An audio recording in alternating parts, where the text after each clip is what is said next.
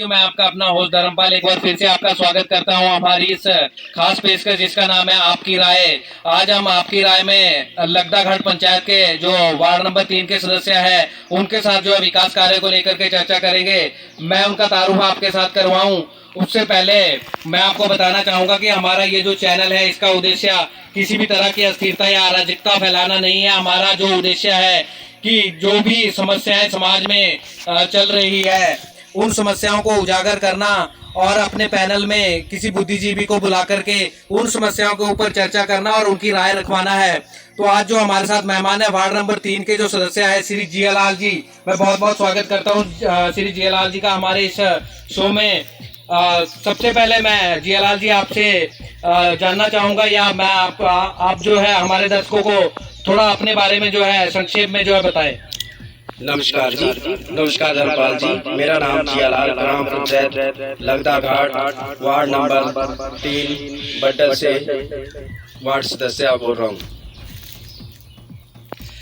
मेरा पहला जो प्रश्न है जियालाल जी आपसे के पहला प्रश्न ये है कि जो हम देख रहे हैं कि अन्य पंचायतों के जो विकास कार्य है या वार्डों के जो कार्य है उनके कार्यों की गति बहुत ज्यादा है, लेकिन हमारी जो पंचायत है उनके वार्डों के जो कार्यों की गति है वो बहुत धीमी है। ऐसा क्या कारण है कि हमारे पंचायत के वार्डों के कार्यों की गति धीमी चल रही है? तो धर्मपाल जी, हमारे वार्ड के कार्य तकरीबन सही ढंग से जैसे भी जिस हिसाब से हो रहे हैं सही हो रहे हैं, और जितने भी एग्रीमेंट हुए हैं उसमें 90% जो कार्य खत्म हो चुके हैं और 10% रनिंग में कार्य। कितने कार्य अभी तक, कितने पक्के रास्तों का निर्माण करवा दिया अभी तक आपने? धर्मपाल जी, हमारे पक्के रास्ते अभी 1.5 वर्ष में एक पक्का रास्ता स्कूल से बड्डल के लिए काफी कम नहीं लग रही है प्रोग्रेस आपको? अगर मान लो इसी प्रोग्रेस से आप कार्य करते हैं तो पिछले आने वाले 4 सालों में 4 और रास्तों का निर्माण आप करवाएंगे तो 5 ही रास्तों का निर्माण हुआ फिर तो। धर्मपाल जी, बजट के हिसाब से ग्राम पंचायत में जिस हिसाब से बजट होता है उस हिसाब से हर एक वार्ड को उसी बजट के हिसाब से राशि बंटित की जाती है और उसी हिसाब से हमारे बड्डल में जो भी बजट का जो परफॉर्मा रहता है, जैसे मान लीजिए कोई प्रस्ताव आप डालते हैं सरकार को भेजते हैं तो वो तो वहाँ से अप्रूवल तो आ जाते हैं, फिर उनमें बहुत सारे कार्य ऐसे होते हैं जो कार्य नहीं हो पाते जमीन स्तर पर। जो भी कार्य हो रहे हैं जैसे बजट के हिसाब से हो रहे हैं, जैसे भी स्वीकृति राशि पंचायत को आती है उस पर तुरंत कार्य हो रहे हैं। वार्ड सदस्य जो रहता है उसके अधिकार के क्षेत्र में क्या क्या कार्य रहते हैं? जैसे क्या क्या करवा सकते हैं आप? जैसे पक्के रास्तों का निर्माण हो गया, और क्या क्या करवा सकते हैं आप? जितने भी जो भी है मनरेगा के तहत पक्के रास्ते, बॉडी निर्माण, शमशान घाट, भूमि सुधार, पशु शेड और एग्रीकल्चर के जो भी कृषि से संबंधित कार्य है वो भी मनरेगा के तहत किए जा सकते हैं। पशु शेडों की जैसे आपने बात करी, अभी तक आपने कितने पशु शेड बनवा दिए अपने वार्ड में? मेरे वार्ड में 1 साल में तकरीबन 5 पशु शेड, 2 कार्य निर्माण हो चुके हैं, 2-3 कार्य चल रहे हैं। मतलब अभी 2 कार्य पूर्ण हो चुके हैं, 2-3 चल रहे हैं आपके? हाँ जी।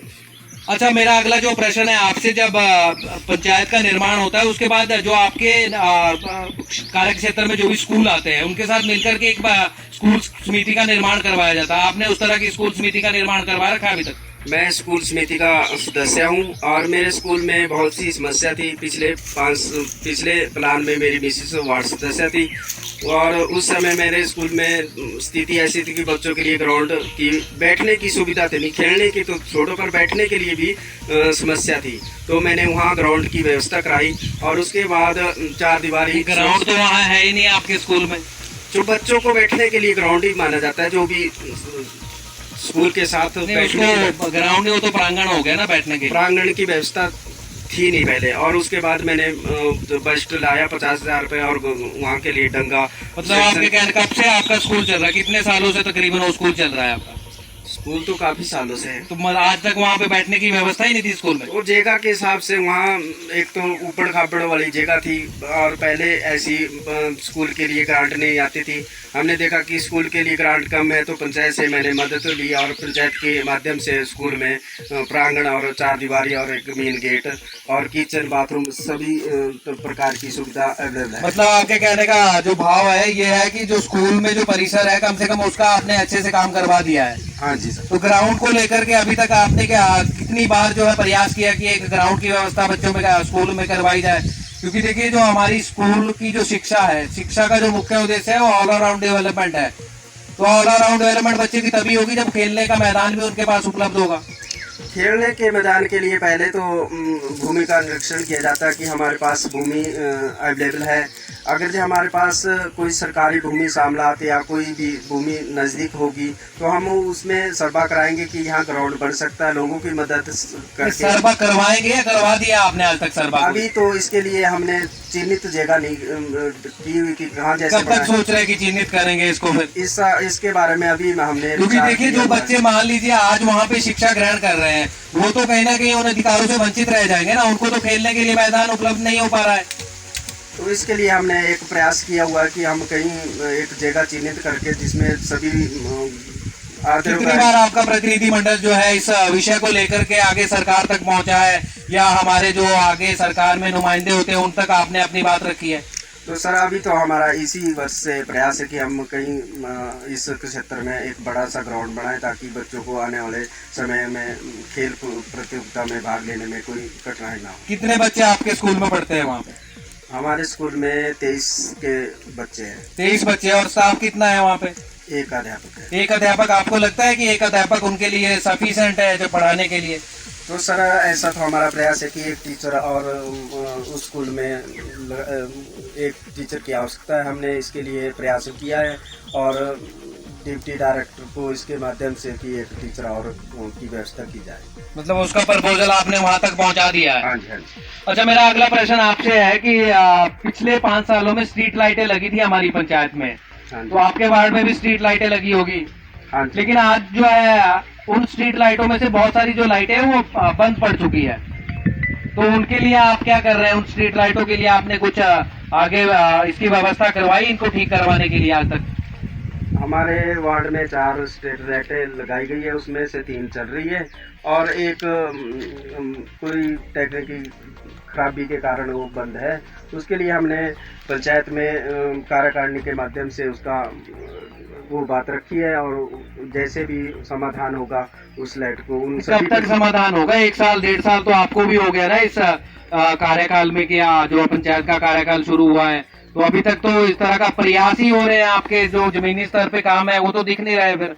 तो इसके लिए हम अभी फिर से एक बार फिर ग्राम पंचायत प्रधान के माध्यम से उनको लेटर निकालेंगे क्योंकि उनकी रिप्लेसमेंट फ्री है और जैसे भी कागजों के मुताबिक उसमें जो भी रिप्लेसमेंट है उनको पूरी करके वो जैसे भी उनका समाधान होगा वो ठीक करा देंगे। जो ये लाइटें लगी थी कंपनी के अंडर, ये लाइटें लगी थी, तो कंपनी वालों का दायित्व है कि जो लाइटें खराब हुई है उनको दोबारा से रिपेयर करवाएं और उनको अगर रिपेयर नहीं होती है तो रिप्लेस करवाएं। तो अभी तक आपने उन तक जो है अपनी बात पहुंचाई हो? हाँ जी, एक बार हमने उनको फोन के माध्यम से बात की और जैसे भी हमारे अगला मीटिंग में ये मुद्दा उठेगा कि इन लाइटों को जल्दी से जल्दी ठीक किया जाए। अच्छा, अभी तक जो है आपने ऐसा कोई एक सामूहिक कार्य करवाया हो जिससे मतलब संपूर्ण पंचायत को जो है उसका लाभ लेने को मिल रहा हो? सामूहिक कार्य हमारा जैसे 2017 में बस रोड PWD द्वारा पास करवाया गया, उसके बाद हमारा प्रयास HRTC बस लगवाने का रहा और हमने RM बिलासपुर, नालागढ़ और अर्की को भी इसका रेजुलेशन प्रस्ताव और विद गिफ्टेड जो इसकी NOC है बस की वो पूरे फॉर्मेलिटीज पूरी करके वहाँ भेजी है और हर एक मंच में मैंने इस HRTC बस लगाने का हर एक मंच के माध्यम से इसका प्रस्ताव मंत्रियों को भेजा है। नहीं तो इसमें दिक्कत क्या आ रही है कि अभी तक वहाँ पे बस सेवा शुरू नहीं हो पा रही, उसके पीछे वजह क्या हो रही है? वजह तो अभी हमने इनका जो भी जवाब मांगा था, या तो ऐसा है कि वो जो रोड है कहीं ना कहीं सरकार को लग रहा है कि जो मानक होते हैं सरकार के रोड के, ऐसा कुछ नहीं है, ऐसा कुछ नहीं है। इसके लिए हमारा जो भी है बस जो बस उस टाइम रूट बस ने लिया पास किया था उसका हमारे पास विद बस का क्या नाम इंश्योरेंस बस का क्या नाम सर्टिफिकेट फिटनेस सर्टिफिकेट हमारे पास है। नहीं, पहले वहाँ पे एक बारी जो बस की सेवा शुरू हो गई थी जैसे कि मुझे याद है। नहीं, वो तो पासिंग हुई थी। पासिंग हुई थी ना, तो बस तो चली थी उसमें। हाँ जी, तो पास करने के लिए चलाई गई थी। पास करने के लिए। एक ही दिन घूमी थी बस? हाँ जी, हाँ जी। उसके बाद फिर आपने फिर प्रयास क्यों नहीं किया कि उस बस उसके को? बाद हमारा दिन रात यही प्रयास है कि जितना जल्दी इस रोड में बस लगाई जाए। हम हर एक ग्रामवासी इस प्रयास में लगे हुए हैं और हमारे को पूरा विश्वास है कि आने वाले एक कुछ चंदों में इस रोड में बस लग जाएगी। प्रयास तो देखिए, वो तो काफी टाइम पहले पासिंग के लिए जो बस आई थी वो तो बहुत टाइम बीत चुका, उसके बाद तो काफी टाइम बीत गया। उसके बाद कोरोना चल पड़ा, जो कि एक क्या नाम 2 साल उसमें लग गए और वो बीच में इलेक्शन की भी भाग दौड़ी रही और अब हमारा प्रयास अभी तक क्या प्रयास है आपका कि कब तक जो है आप इस बस सेवा को शुरू करवा देंगे? हमारा प्रयास अभी देखते हैं, अगले हफ्ते फिर एक राउंड हम किसी मंत्री के माध्यम से सीएम से मिलेंगे। अच्छा, मेरा अगला प्रश्न है, देखिए आपको भी लगता होगा कि स्वास्थ्य के क्षेत्र में जो हमारी पंचायत है बहुत पिछड़ी हुई है, क्योंकि हमारे यहाँ पे नजदीक में अगर है भी कहीं पे प्राइमरी हेल्थ सेंटर तो वहाँ पे उस तरह की सुविधा नहीं लोगों को मिल पाती जिस तरह की मिलनी चाहिए। और अगर मान लो कोई मेजर समस्या हो जाती है तो उसके लिए बहुत दूर दराज के क्षेत्रों में अर्की या बिलासपुर या नालागढ़ में जाना पड़ता है। तो उस दिशा में आप क्या कदम उठा रहे हैं? इस दिशा में हमारा यही प्रयास है कि हमारे जितने भी पंचायत के प्रतिनिधि है, प्रधान, उप प्रधान, वार्ड पंच, वो उनको सब इकट्ठा होकर एक रेजुलेशन और यहाँ एक अच्छा सा प्रोग्राम रखाएं और इस सिर्फ स्वास्थ्य केंद्र के लिए ही डिमांड करें, चाहे वो किसी भी स्थान पर। इसके बारे में भी प्रयास ही कर रहे हैं रखवाने का आप? इसको तो 1.5 साल बीत चुका आपके कार्यकाल को, आज तक तो एक आधा प्रोग्राम आपको यहाँ पे रखवा देना चाहिए था। इसके बारे में हमने जनमंच में हमारे प्रधान के माध्यम से स्वास्थ्य केंद्र पंजड़ के लिए अप्लाई किया हुआ है, तो उसका फिर हम जवाब लेंगे कि क्या त्रुटियां रही कि अभी तक इसका नोटिफिकेशन नहीं है। अच्छा, जैसे मान लीजिए पंचायत में जो आप कार्य करवा रहे हैं वार्ड में, वो पंचायत के कार्य क्षेत्र में या पंचायत से ही फाइनेंस आपको होता है, उसके अलावा आपने कहीं से और फंड अवेलेबल करवाया हो अपने वार्ड के लिए? मैंने और फंड जैसे स्कूल के लिए बाउंड्री वाल और सुरक्षा दीवार के लिए डीसी से फंड लाया और एक समुदाय भवन बना रहे जिसके लिए हमने ज़मीन अवेलेबल करवाई है, उसके लिए डीसी फंड 5 लाख रुपए अभी जस्ट ही कुछ महीनों में उसका वो बस्ट रिलीज हो जाएगा। अच्छा, स्वास्थ्य को लेकर के एक जो है केंद्र सरकार की तरफ से एक अभियान चलाया गया था, स्वच्छ भारत अभियान, उसके प्रति कितने जागरूक है आप? आपने अपने गांव में, अपने वार्ड में लोगों को कितना जागरूक कर रखा है और उसके लिए क्या कार्य आपने करे अभी तक? हमारे वार्ड में स्वच्छ अभियान के तहत पहले हर एक गंदी नालियों में कूड़ा करकट मिलता था। आज देखा जाए तो हमारे कई रास्ते और कोई गंदी नालियों में ऐसा कूड़ा करकट नजर नहीं आएगा और स्वच्छता के बारे में हमारा गांव सर्व एक नंबर पर मैं मानता हूं कि पूरी पंचायत में वार्ड आपका 1 नंबर पे। हाँ, जहाँ मर्जी देख सकते हैं, कोई आपको गंदगी महसूस नहीं होगी। कोई एक बीच में एक आधा परिवार होगा जो इसके बारे में नहीं जागरूक होगा, नहीं तो 90% हमारा वार्ड में स्वस्थ भारत के तहत अच्छे प्रयास पे रहे। अच्छा, बीच में जो है अभी आपको भी पता होगा कि हमारी जो पंचायत है वहाँ हमारे जो प्रतिनिधि है पंचायत के, उनको एक नोटिस निकला है, शो कॉज नोटिस, कुछ कार्यों में त्रुटि रही है। तो आपके वार्ड में भी इस तरह का कोई कार्य हुआ जिसमें किसी तरह की त्रुटियां मानकों के आधार पर उस कार्य को नहीं किया गया हो? इसके बारे में हमारे वार्ड में अभी कोई ऐसी त्रुटियां अवेलेबल नहीं हुई है और मैंने अपनी देखरेख में हर एक कार्य सही ढंग से करवाया। और जो कार्य करवाए गए हैं वो क्या प्रधान के द्वारा करवाए गए हैं या वार्ड मेंबरों के द्वारा? क्योंकि जो मुख्य कार्य करने का जो भी दायित्व होता है वो तो वार्ड सदस्य के ऊपर ही होता है। जो भी कार्य हुए हैं, जैसे कोई निर्माण कार्य, जैसे रास्ता ले लो आपने, मैंने खुद अपने नालागढ़ से मुंबई खुद गया और रेता भी मैंने अपने हिसाब से, जैसे भी एस्टिमेट में किस हिसाब से उस हिसाब से रेता पहुँचाया, वहाँ लाया गया और मेंटेनेंस 4-1 रेसो भी सही ढंग से की गई। जो 20 मीटर 50-150 मीटर रास्ता वो ज़्यादा ही मिलेगा, तो 1-2 मीटर फालतू ही मिलेगा। सुनने में ये भी आया है कि जो आपका पंचायत का प्रतिनिधि मंडल है, जितने भी सदस्य हैं, तो उनका जो सामंजस्य है प्रधान के साथ वो कहीं ना कहीं ठीक नहीं है सामंजस्य। आपको लगता है ऐसा कि उनका सामंजस्य आपस में ठीक नहीं है या आपका सामंजस्य प्रधान के साथ ठीक नहीं है? तो इसके बारे में तो मैं अभी मेरे पास कोई आपका मतलब आपका सामंजस्य ठीक है प्रधान के साथ? मेरा ठीक है। तो आपका जो भी कार्य होता है उस कार्य में किसी तरह का नहीं, कोई रुकावट नहीं है। हम सही जैसे भी हमारे कार्य प्रणाली के अनुसार कार्य होते हैं। पूर्ण सहयोग, आपके कहने का भाव है कि पूर्ण सहयोग उनकी तरफ से मिल रहा है। हाँ जी। तो ये जो शो कॉज नोटिस निकला हुआ है, आपका क्या कहना है कि वाकई कामों में त्रुटियां रही होगी? इसके बारे में तो वही वार्ड सदस्य बता सकता है कि वहाँ क्या, जिनके वार्ड की ये समस्या है।